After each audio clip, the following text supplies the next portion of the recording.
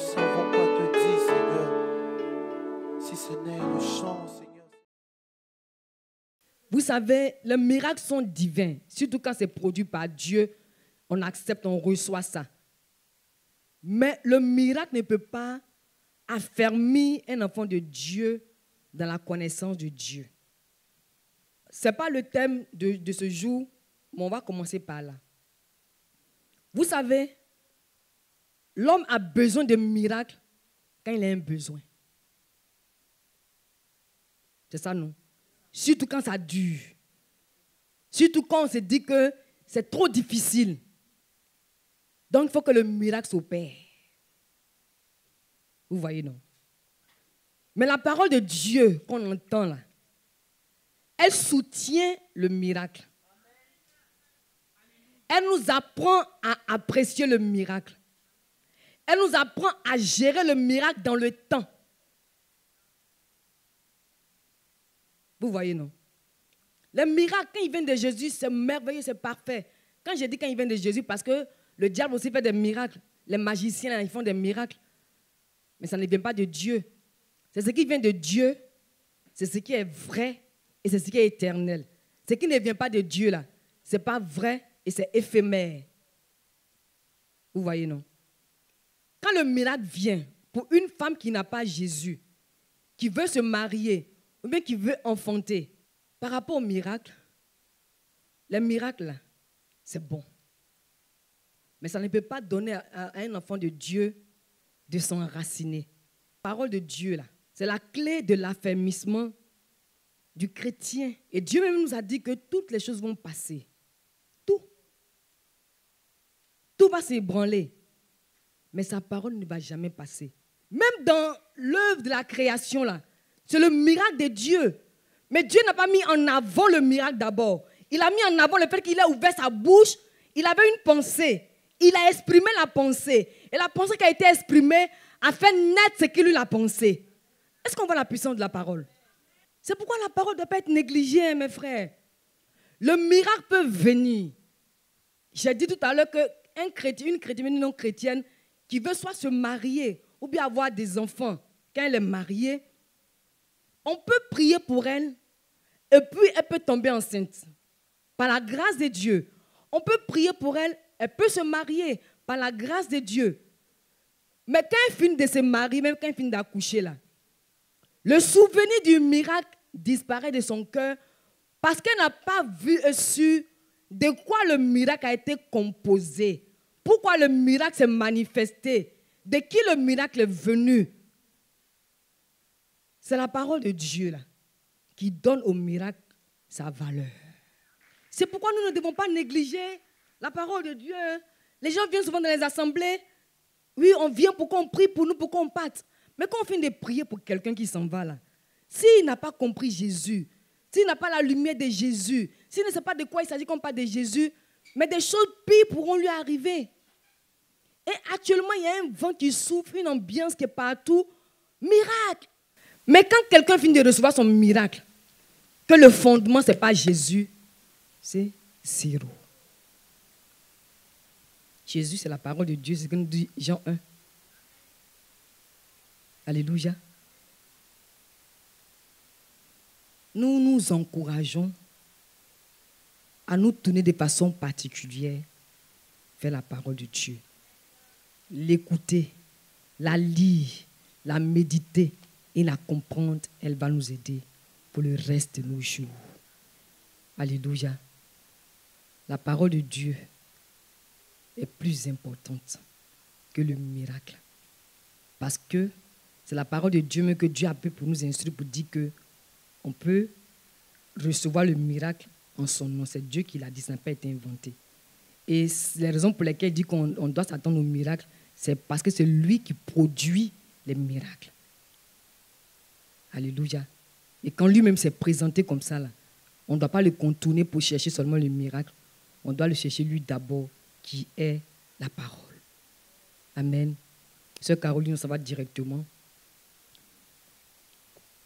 Le message d'aujourd'hui, c'est bonne nouvelle. Bonne nouvelle. Avant de continuer, Caroline, s'il te plaît, on va lire des passages qui vont nous permettre de savoir qu'en tant qu'enfant de Dieu, la position que notre Dieu nous a donnée, c'est une position de choix. Amen. Et voici la bonne nouvelle. Souvent, nous les chrétiens, on ne sait pas qu'on a une place de choix. On ne sait pas qu'on a une position de choix. Donc, ça nous perturbe. Mais quand on va lire tout à l'heure ce qu'on va lire, là, chacun d'entre nous saura.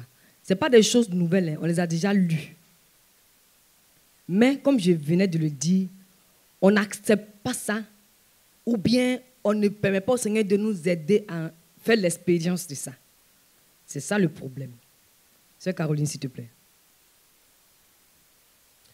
Je lis la parole de Dieu dans le livre d'Exode 29, verset 9. Tu mettras une ceinture à Aaron et à ses fils, et tu attacheras des bonnets aux fils d'Aaron. Le sacerdoce leur appartiendra par une loi perpétuelle. Amen. Tu consacreras donc Aaron et ses fils. La prière sacerdotale. Jean 17, verset 1. Après avoir ainsi parlé, Jésus leva les yeux au ciel et dit, « Père, l'heure est venue. Glorifie ton Fils, afin que ton Fils te glorifie.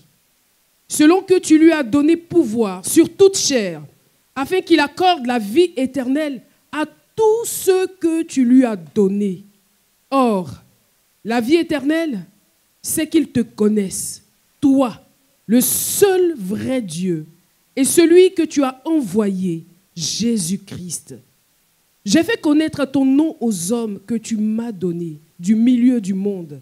Ils étaient à toi, et tu me les as donnés, et ils ont gardé ta parole. Je ne te prie pas de les ôter du monde, mais de les préserver du mal. Amen. Sanctifie-les par ta vérité. Ta parole est la vérité. Verset 24. Père, je veux que là où je suis, ceux que tu m'as donnés soient aussi avec moi, afin qu'ils voient ma gloire, la gloire que tu m'as donnée, parce que tu m'as aimé avant la fondation du monde. Parole du Seigneur. Amen. Amen. Alléluia. Le thème, c'est bonne nouvelle. Mais il y a un mot qu'on veut mettre en exergue, sacerdoce. Alléluia. On a cherché la définition de sacerdoce et sacerdotal, parce qu'elle a lu tout à l'heure la prière sacerdotale. Sacerdoce, c'est monter la garde. Ça, c'est selon la Bible. Dans la maison de Dieu, faire des sacrifices pour le peuple de Dieu et l'instruire afin qu'il puisse bénéficier des bénédictions de Dieu. Sacerdotal, qui est propre au sacerdoce, aux prêtres, aux fonctions qu'il exerce. Sœur Caroline, lis le verset de Exode, là, le premier verset. Exode 29, verset 9. Tu mettras une ceinture à Aaron et à ses fils, et tu attacheras des bonnets aux fils d'Aaron. Le sacerdoce leur appartiendra par une loi perpétuelle. Tu consacreras donc Aaron et ses fils. Alléluia. Amen. Amen. Aaron et ses fils dans l'Ancien Testament étaient des personnes qui étaient mises à part pour servir Dieu pour le peuple d'Israël. Et on a vu dans ce passage où Dieu nous dit, tu mettras une ceinture à Aaron et à ses fils et tu attacheras des bonnets aux fils d'Aaron. Le sacerdoce leur appartiendra par une loi perpétuelle. Perpétuelle, c'est quoi? Pour toujours. D'accord. Tu consacreras donc Aaron et ses fils. 1 Pierre 2, le verset 9. Vous, au contraire, vous êtes une race élue, un sacerdoce royal, une nation sainte, un peuple acquis, afin que vous annonciez les vertus de celui qui vous a appelé des ténèbres à son admirable lumière. Alléluia. On va le répéter ensemble. Mais vous restez assis. Vous, au contraire, vous êtes une race élue. Un sacerdoce royal. Une nation sainte. Un peuple acquis. Afin que vous annonciez les vertus de celui qui vous a appelé des ténèbres à son admirable lumière. Au milieu du peuple, c'est les enfants de Aaron, les familles qui ont été choisies pour être devant Dieu, entre Dieu qui a été entre le peuple d'Israël, Aaron et puis Dieu. Vous voyez, non? Les Aaron, là, ils étaient au milieu. Dieu parle, il parle au peuple d'Israël. Et quand le peuple d'Israël parle, eux, ils parlent à Dieu. Alléluia. Nous, au contraire, quand on parle de contraire, c'est quoi? La comparaison. Le Seigneur veut attirer notre attention. Il veut nous orienter. C'est-à-dire que c'est comme si des personnes qui ont le cours direct, tout droit, et qui ne regardent pas à côté, et qui ne font pas attention à ce qui est en elles, à ce qui est auprès d'elles, autour d'elles, qui leur permet de savoir que ce qu'elles pensent d'elles-mêmes là, ce n'est pas ce qu'elles sont en réalité. On s'est contenté d'aller à l'église tous les dimanches, quand il est temps de prier en semaine, mais on n'a pas vu aussi que ce que Jésus a fait de nous là, c'est une affaire de communion entre lui et nous. C'est une affaire de on est devenu un. C'est une affaire de on n'est plus des hommes, on est des dieux. Si parmi nous, quelqu'un laisse son cœur ce matin le toucher par le Saint-Esprit là, les problèmes vont plus de dire quelque chose. Je vais vous dire, mes amis, c'est une révélation que notre Dieu nous a donnée par le canal de notre pasteur Ebo Karoleli. C'est celui qui est mort, qui est dans le tombeau là, qui n'a plus de problème. Vous pensez que c'est facile? Par exemple, quand quelqu'un n'a pas l'argent, il dit oui, c'est l'argent qui est mon besoin. Quand on a l'argent, on dit oui, c'est la femme bien le mari qui est mon besoin. Quand on cite les besoins chaque jour un peu plus, mais on ne connaît pas notre besoin. Bien-aimé dans le Seigneur, notre besoin c'est Jésus. Notre besoin c'est Jésus. C'est pourquoi ici, il nous dit que nous, au contraire, nous sommes un sacerdoce royal. Je ne vais pas du tout l'écorcher, on va le lire. Il dit, vous, au contraire, vous êtes une race élue. Quand on parle d'élection, d'une race élue, là, c'est quoi? Quand on parle d'élection, ça veut dire qu'il y a plusieurs personnes, et puis on fait un choix. On fait combien de choix dans les élections?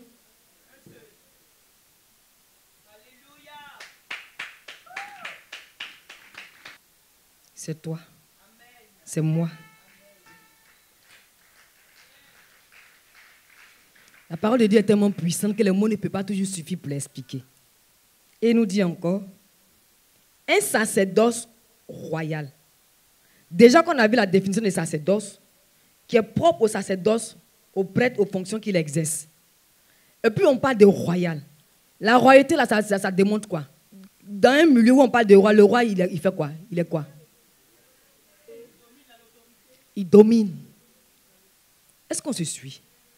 Au-delà d'une prédication, c'est un message que Dieu nous donne ce matin pour qu'on quitte notre train-train quotidien, notre train-train d'enfants de Dieu où on pense que c'est nos besoins qui nous font là. Ce n'est pas vrai. Ce matin, quelqu'un n'a qu'à recevoir la délivrance. Parce que si quelqu'un vient qu'on prie pour lui, qui ne sait pas qu'il a une place de choix, toutes les maladies qui vont venir, il va accepter. Tous les problèmes qui vont venir, il va les prendre comme quoi, si les problèmes sont plus grands que lui. Aucun problème n'est plus grand qu'une personne, qu'un être humain, jamais. Tu as déjà vu la pauvreté mettre quelqu'un au dos?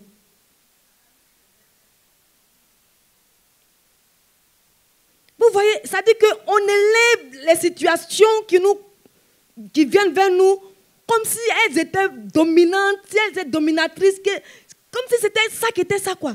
Mais ce n'est pas la vérité. On vient de dire que quand on parle d'élection, là, c'est une seule personne, non? Donc c'est nous, on est en groupe, hein, mais chacun n'a qu'à se voir lui seul. Jésus t'a choisi, mon frère, pour faire de toi un sacrificateur, comme Aaron et ses fils. Et tout à l'heure, on a dit qu'Aaron et ses fils font quoi? Ils sont entre Dieu et le peuple d'Israël. Est-ce que vous avez déjà vu Aaron et ses enfants aller dire au peuple de Dieu, faites les sacrifices pour nous? À ce message-là, le Seigneur vient nous délivrer, nous tous. Parce que bien souvent, on pense que c'est quand le problème n'existe plus. Ou bien quand on prie et puis le problème n'existe plus, mais s'en vont, qu'on peut bien exercer notre mission de sacrificateur, ou bien qu'on peut bien vivre notre vie chrétienne. Non, ce n'est pas la vérité. Le pasteur Sigel a dit dans la tour de prière, une semaine, je crois, que quand les problèmes sont là, ce n'est pas ça qui te retient. Les problèmes sont là, même tu es en lambeau, tes pièces détachées là, c'est là pour louer Dieu. Et qui peut me dire pourquoi? On vient de parler des rois, c'est nous qui dominons. Ce n'est pas des mauvais. Hein? Vous savez, quand on ne connaît pas les choses de Dieu, là, souvent on se perd. Mais quand on connaît les choses de Dieu, on va tout droit. Pourquoi? Parce que je n'ai pas mari, je n'ai pas enfant, je n'ai pas maison. Et puis moi, je me réveille un matin, tout mon cœur est dansé. Mais pourquoi même? Pourquoi? Moi, un sacrificateur. Sœur Caroline, relis l'Exode 29, s'il te plaît. C'est après l'Exode 29 qu'on va le dire, un Pierre, puis maintenant on va finir avec les gens là. Tu mettras une ceinture à Aaron et à ses fils. Ouais, c'est bon. Ceinture là, ça fait quoi? La ceinture là, ça attache bien. Ça là, c'est des signes extérieurs dans leur accoutrement pour dire au peuple d'Israël que vous là, vous êtes le peuple, mais ceux-là, ils sont avec moi dans ma sphère de domination. Bien qu'ils soient sur la terre. Oh. Alléluia. Bien qu'ils soient vos semblables. Bien qu'ils partent aux toilettes comme vous partez aux toilettes. Bien qu'ils soient là comme vous vous lavez. Mais ceux-là, ils sont dans ma sphère de domination. Mon frère, ma soeur, toi et puis moi, on est dans la sphère de domination de Jésus. Amen. C'est de ça qu'il s'agit. Vas-y, c'est Caroline. Tu mettras une ceinture à Aaron et à ses fils, et tu attacheras des bonnets aux fils d'Aaron. Le sacerdoce leur appartiendra par une loi perpétuelle. Tu consacreras donc Aaron et ses fils. Amen. Amen. On ne va pas expliquer ce que l'accoutrement représente, mais le bonnet, tout ça là, c'est le respect, c'est-à-dire que l'autorité, vous voyez non? La distinction, vous voyez non?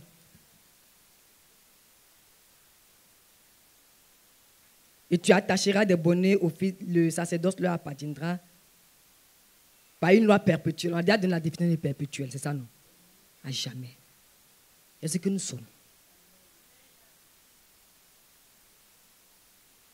Ça fait mal et c'est triste de voir que nous les chrétiens, ce qui nous intéresse plus, c'est de pleurer sous le poids de nos problèmes.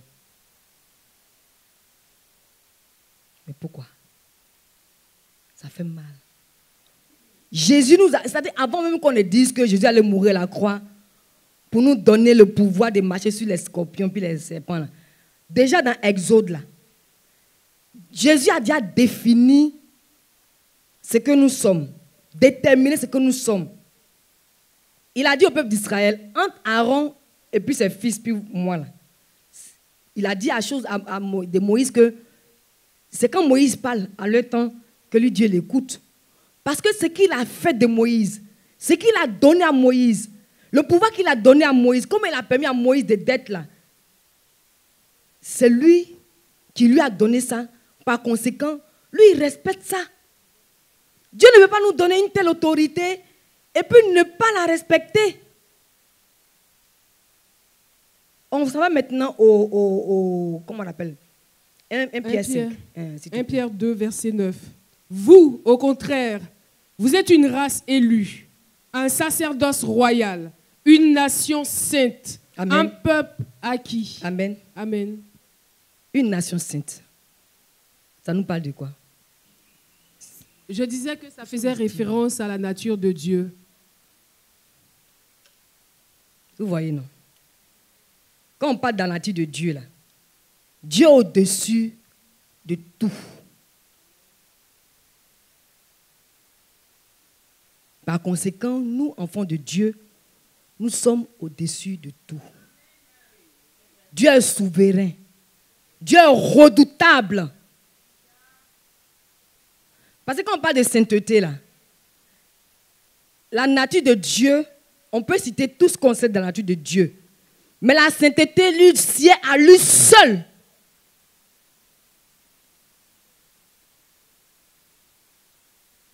Vous voyez, non? On n'a pas l'occasion, plutôt le temps d'aller trop loin, mais on peut déjà parler de cette façon-là. Oui, vas-y, ma chère sœur, s'il te plaît. Vous, au contraire, vous êtes une race élue, un sacerdoce royal, une nation sainte, un peuple acquis. Voilà. Quand on parle de peuple acquis, ça veut dire quoi? Un peuple racheté. Et qui nous a rachetés? C'est Dieu. Il nous a rachetés pour qui? Pour lui-même, non. Pour Dieu, non. Dieu nous a acquis. Il ne nous banalise pas. C'est-à-dire que Dieu ne nous appelle pas à lui pour nous débrouiller. Ça paraît simple, hein? C'est un message que Dieu veut utiliser pour toucher nos cœurs comme il le fait toujours. Parce que les messages que le Seigneur nous permet de donner sont des messages de vie. Ce n'est pas des messages qui viennent pour te mettre dans une position de oui, de complaisance et autres. Non. C'est des messages que Dieu envoie pour que, en tant qu'enfant de Dieu, ton statut là, tu le respectes, ta position là, tu prennes ça au sérieux. Le peuple acquis appartient à Dieu. Et Dieu, quand il nous a acquis au prix du sang de Jésus, il nous a mis dans son royaume. Il prend soin de nous. Tout ce que vous avez cité là, c'est ça.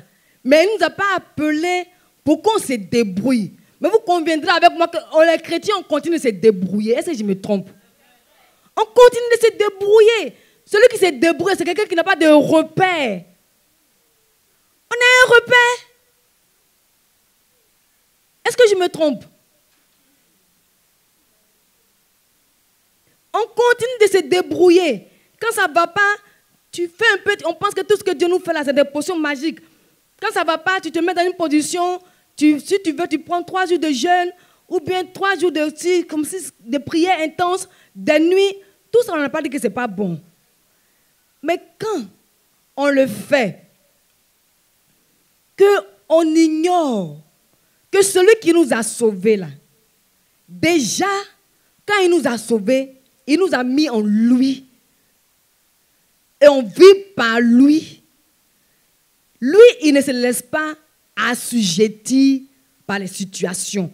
Parce que les chrétiens, vous savez pourquoi on se débrouille? Et parce qu'on gère notre vie au jour le jour. On ne sait pas que la vie qu'on a reçue, c'est une vie éternelle. Une vie qui a déjà été programmée, gérée par Dieu. Donc on se réveille le matin, gloire à Jésus, parce qu'aujourd'hui c'est une belle journée, tout va bien. Mais nous, on aime gérer notre vie au jour le jour, au quotidien. Hier, ça n'allait pas. Aujourd'hui, quand sera-t-il? Ce n'est pas ça. Quand un chrétien se réveille là, tout a déjà été accompli en Jésus. Avant de nous mettre en lui là, il a déjà tout préparé. Et il nous a mis en lui. Et quand il nous a mis en lui, il nous a mis sur la terre pour que nous soyons entre lui, entre le peuple plutôt, qui ne connaît pas encore Jésus, et lui, Jésus. Comment se fait-il que nous, on subit les mêmes influences, les mêmes oppressions, les mêmes difficultés que ceux qui n'ont pas Jésus? C'est un problème. Pendant que je parle, il y en a qui disent que c'est difficile. Ce n'est pas difficile. Si j'en parle d'une façon simple, parce que Dieu m'a fait la grâce d'être instruite là-dessus. Il a utilisé notre pasteur pour nous parler. Mais par la grâce de Dieu, comme la révélation de notre Dieu est évolutive, aujourd'hui j'en parle parce que le Seigneur a commencé à m'éclairer un peu. Dieu ne nous a pas appelés pour qu'on se débrouille. Le fait qu'on prie, ce n'est pas mauvais. Mais avant de prier, là, sachons qui nous sommes. Sachons où nous sommes.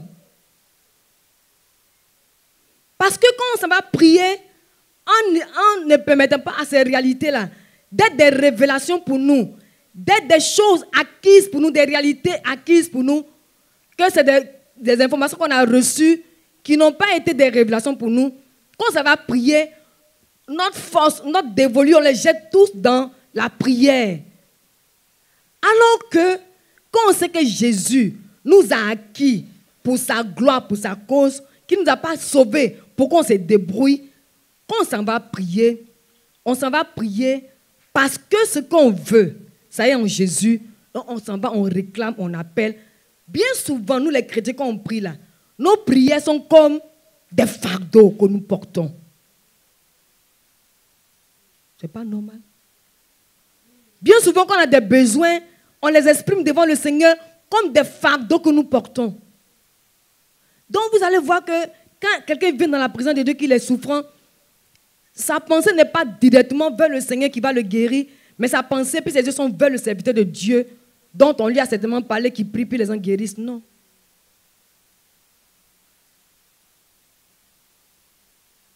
Amen.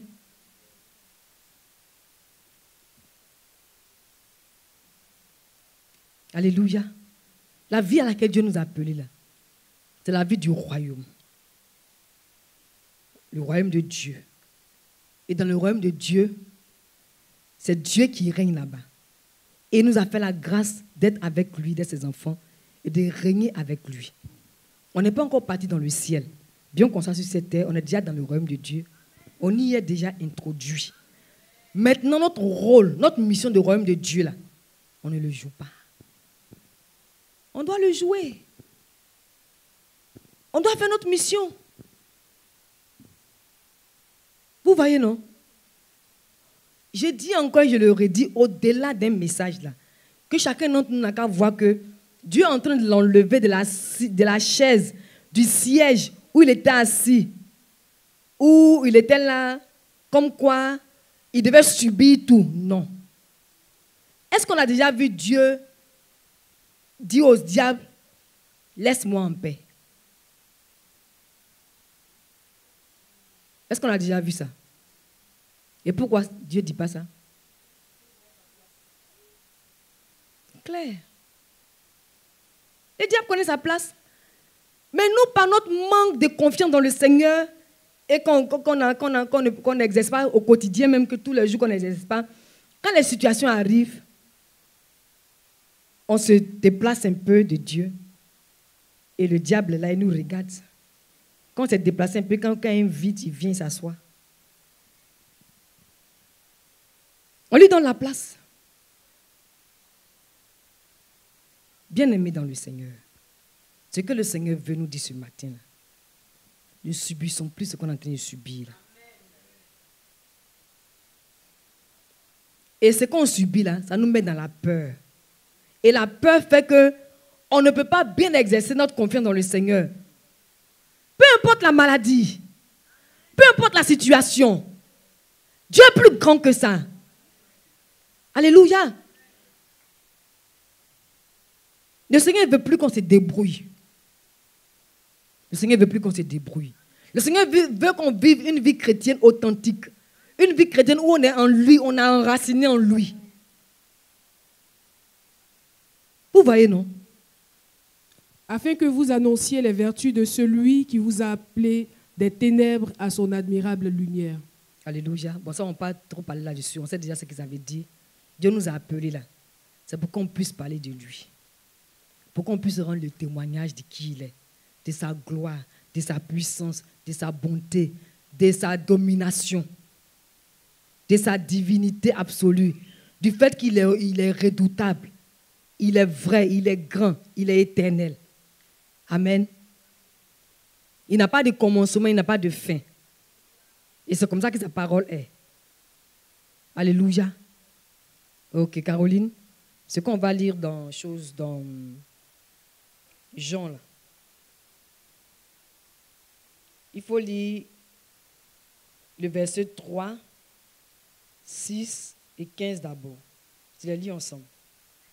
Or, la vie éternelle, c'est qu'ils te connaissent, toi, le seul vrai Dieu, et celui que tu as envoyé, Jésus-Christ. J'ai fait connaître ton nom aux hommes que tu m'as donnés du milieu du monde. Ils étaient à toi, et tu me les as donnés, et ils ont gardé ta parole. Je ne te prie pas de les ôter du monde, mais de les préserver du mal. Ok, on va commencer par le verset 15. Je ne te prie pas de les ôter du monde, mais de les préserver du mal. Dieu sait que depuis quand Satan rentre dans le monde, il y a beaucoup de choses difficiles qui s'y passent. Il dit qu'il ne dit pas à Dieu de nous ôter du monde, mais de nous préserver du monde. Et Dieu veut que Jésus prie son Père pour qu'il nous préserve du monde, parce que nous sommes des hommes, nous sommes des humains, nous sommes vulnérables. Le monde peut nous influencer, mais ces influences-là, Jésus fait une prière à son Père pour qu'il nous en préserve. Bien-aimés, souvent quand les pasteurs viennent parler, les fidèles doivent se dire, mais eux, ils pensent que c'est facile. Voilà la prière qui prouve que c'est facile. Il dit, je ne te prie pas de les ôter du monde, mais de les préserver du mal. Amen. Tout peut arriver. Mais Jésus fait cette prière-là, que son Père nous préserve du mal. Alléluia. En tant qu'enfant de Dieu, ce que nous sommes devenus là, ce n'est pas une position qu'on regarde et puis on se dit que non, c'est simple, non. Jésus a payé le prix pour ça. Jésus nous a donné le pouvoir de devenir enfant de Dieu quand on a dit oui. Ce n'est pas limité seulement à notre appartenance à une communauté chrétienne, non. C'est la vie éternelle, la vie de Dieu, la vie du ciel qu'il nous a donnée. Quand on a dit oui à Jésus, on a été introduit dans le ciel. Et quand on a été introduit dans le ciel, tout ce qui est sur la terre, là, c'est nous qui régnons là-dessus. Alléluia.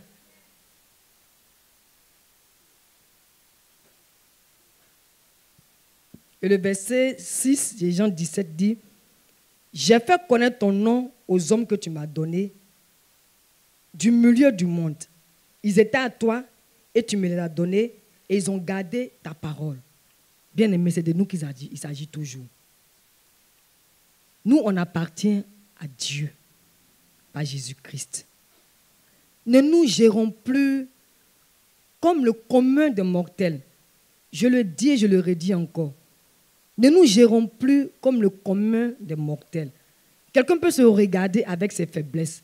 Il se dit, non, j'ai telle faiblesse, si c'est financier, en tout cas à quelque niveau que ce soit, on a une telle faiblesse.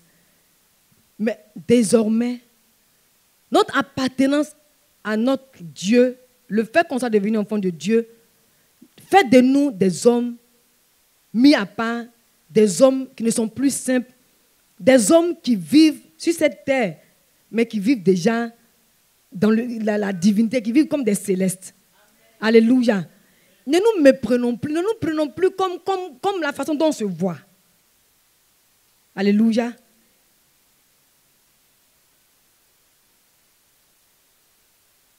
Le dernier verset qu'on va lire, Sœur Caroline. Sanctifie-les par ta vérité. Bon, je le lis déjà. Je le lis même plutôt. Sanctifie-les par ta vérité. Ta parole est la vérité. Alléluia. C'est par là qu'on a commencé. On a dit que c'est la parole de Dieu qui nous aide à grandir. C'est la parole de Dieu qui nous aide à vivre pour Jésus. C'est la parole de Dieu qui nous aide à voir clair dans l'affaire de Dieu. Et Jésus dit à son Père, sanctifie-les par ta parole. Ta parole est la vérité. La parole de Dieu qui est prononcée sur notre vie là, fait de nous des hommes et des femmes mis à part. Ce n'est pas seulement dans l'attitude et dans le physique, comme on le dit. Mais quand quelqu'un entend la parole de Dieu, et quand quelqu'un s'exerce à vivre la parole de Dieu, il n'est pas comme les autres dans un lieu ou bien dans une assemblée.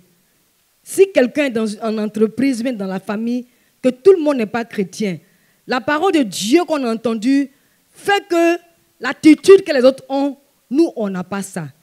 La façon dont les autres marchent, nous, on ne marche pas comme ça. Parce qu'en vérité, ce que Dieu a donné, ce que Dieu a fait de nous, fait qu'on est des personnes, des femmes et des hommes spéciaux. Alléluia. Et je vais finir pour dire que ce message-là, Dieu nous l'a envoyé pour nous orienter, comme tous les autres messages d'ailleurs. Mais celui-là, quand on lit 1 Pierre 2, le verset 9, quand on lit Exode 29, le verset 9, depuis toujours, Dieu a voulu que l'homme soit là pour que par l'homme, il puisse démontrer son autorité, il puisse démontrer son amour, il puisse démontrer sa divinité, la véracité de sa divinité. Vous voyez, non? Aujourd'hui, nous les chrétiens, on connaît Dieu. Dieu nous utilise pour le faire connaître à d'autres personnes. C'est comme ça que Dieu a créé les choses de toute éternité. C'est pourquoi depuis depuis la Genèse, on va prendre au temps de Aaron et ses enfants, Dieu a établi Aaron et ses enfants pour que par eux, le peuple de Dieu puisse parler à Dieu. Et que par le fils d'Aaron, lui puisse parler au peuple de Dieu. C'est comme ça que Dieu a établi les choses. Et quand on arrive dans 1 Pierre, le chapitre 2, le verset 9, tout ce que le Seigneur a cité, c'est ce qu'il nous a donné d'être. Ce n'est pas de l'utopie. Et quand Dieu nous dit que nous sommes un sacerdoce royal, une race élue, on ne va pas revenir sur le message, mais tout ce qu'on vient de citer, tous ces caractères, tous ces qualificatifs, toutes ces définitions qu'on vient de donner, présentent le fait que où Dieu nous a mis là, on ne doit pas mépriser ça. Vous direz que le mot est fort, le mot n'est pas fort. Quand Dieu dit que tu es un roi, et puis tu te comportes comme un esclave,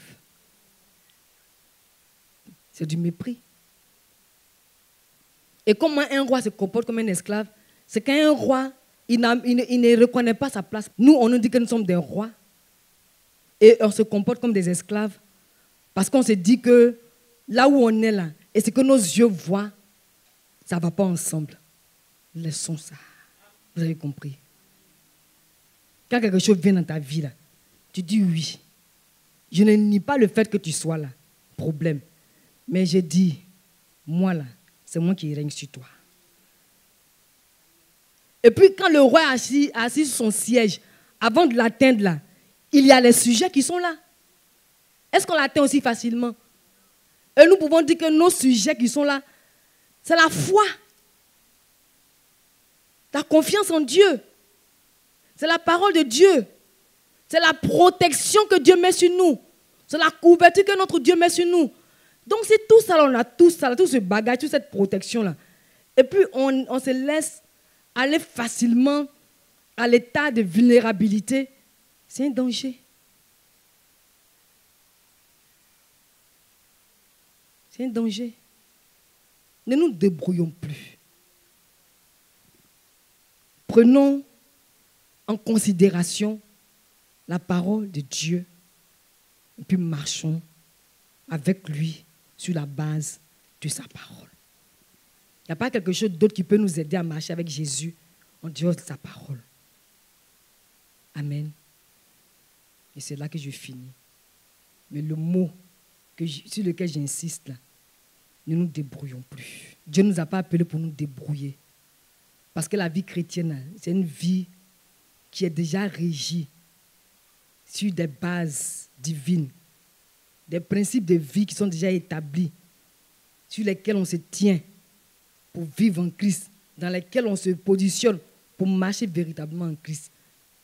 Ce n'est pas effet au hasard, puis ça fait que tu marches, non. Quand Dieu a dit, vous êtes des sacrificateurs, là, on est des sacrificateurs. Faisons la mission des sacrificateurs.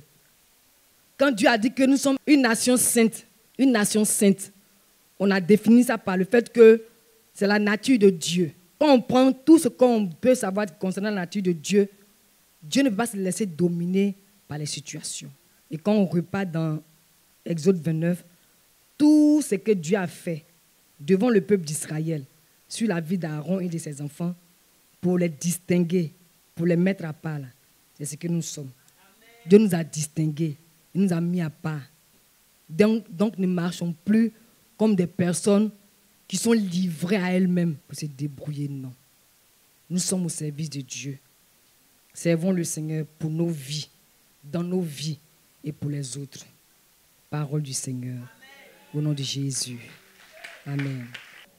Se débrouiller là, c'est faire les choses comme battant l'air. Vous voyez, non? Alors que la vie chrétienne est déjà précise. Ces principes sont déjà établis. Quand on dit on se débrouille, là, j'insiste pour vous. Quand on dit on se débrouille, comme dans une maison, il y a des principes de vie, non? Chacun ne fait pas ce qu'il veut. Maintenant, un enfant vient, lui veut faire ce qu'il veut. Quand il fait ce qu'il veut, là, ça lui réussit. Ça lui réussit pas, il s'est débrouillé. Il a contourné les principes qui sont là. Donc, c'est débrouiller, c'est contourner les principes. Vous voyez, non? Dieu a déjà fait des principes. Et les principes, là, c'est de lui faire confiance et de tenir compte de notre position en Christ. On lui fait confiance, on tient compte de notre position en Christ, et puis on tient compte de la place élevée qu'il nous a donnée. Parce que quelqu'un qui est pasteur, qui prie pour quelqu'un, là, est-ce que quand le démon vient, il court? Il ne court pas. Il n'a pas peur parce que Dieu l'a investi pour ça. Nous tous autant que nous sommes là, Dieu nous a investi pour prier contre les œuvres du diable. Vous voyez, non? Maintenant, quand le problème, c'est le diable qui envoie. Hein. Donc, quand le problème vient, Seigneur, toi-même, tu as dit, tu n'as pas pitié de moi. Ah, mais pitié de moi, il t'a déjà donné. Il faut prendre. Quand on dit que Dieu n'a qu'à avoir pitié de nous, c'est comme si Dieu ne nous a jamais donné. Il nous a déjà donné. Seigneur, ça fait 50 ans, je n'ai pas ci, je n'ai pas ça. Mais Seigneur, il faut avoir pitié un jour. Mais pitié pourquoi? Seigneur, je veux Marie, Marie vient. Seigneur, je veux enfant, enfant rentre. C'est ça, non? Donc, on ne se débrouille plus, non? On lève les mains. Seigneur, nous te rendons grâce pour ce temps qu'on a passé devant toi. Merci de nous avoir visités, de nous avoir fait du bien au-delà de nos attentes. Merci pour toutes les vies que tu as restaurées, que tu as rattrapées. Merci, Seigneur, pour toutes les libérations que tu as opérées, parce que tu es le Dieu de liberté. Gloire te soit rendue au nom de Jésus. Amen.